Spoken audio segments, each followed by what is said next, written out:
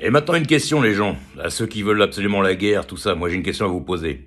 Le jour que vous allez avoir une troisième guerre mondiale, qui pourrait bien arriver un jour, et puis que vous n'aurez plus personne sur Terre, ça vous servira à quoi d'être planqué dans un bunker pendant plus de 200 ans parce que tout sera radioactif, ou même partir sur la Lune là-haut avec tous vos milliards? Vous allez les vendre à qui? Et vous allez acheter quoi avec? Des cailloux?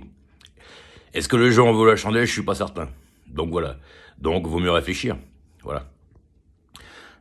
C'est tout, hein.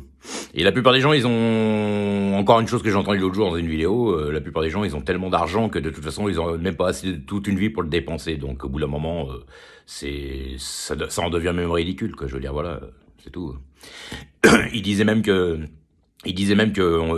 voilà, ces gens-là préfèrent avoir tout pour eux, puis ils vivent dans une société où tous les gens sont pas très bien autour. C'est-à-dire une société toxique que de vivre, par exemple, comme les gens du Nord, Astérix, qui vivaient dans un petit village, et puis bah dans un petit village, bon ils s'entendaient pas tous évidemment, mais voilà, un village en harmonie, voilà, où c'est encore les Romains qui faisaient chier le monde, hein, c'était pas les Gaulois, hein. Mais bon bref, voilà. Euh, il y avait la quiétude du village, mais il fallait encore qu'il y ait encore des conquérants comme Jules César autour, qui allait faire du trouble à l'ordre public dans le village d'Astérix. Fallait qu'il ait emmerdé le monde à vouloir devenir un conquérant. Voilà. Donc conquérir les choses, d'accord, mais au bout d'un moment, quand ça finit par ni queue ni tête, parce qu'aujourd'hui, franchement, c'est du grand n'importe quoi. C'est du grand n'importe quoi. C'est tout. Aujourd'hui, j'appelle pour aller travailler dans un endroit, ça se trouve à 80 km de chez vous.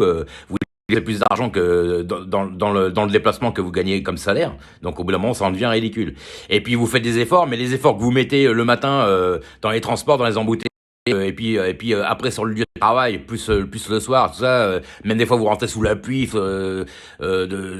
voilà, vous faites tous les efforts du monde, mais la personne après vous vous dit que vous en faites pas assez. Vous faites pas assez d'efforts. Bah si, déjà, le fait d'être présent sur le lieu de travail, de devoir faire les efforts de venir pour te faire tourner ta société, tu fais les efforts. Voilà, c'est tout.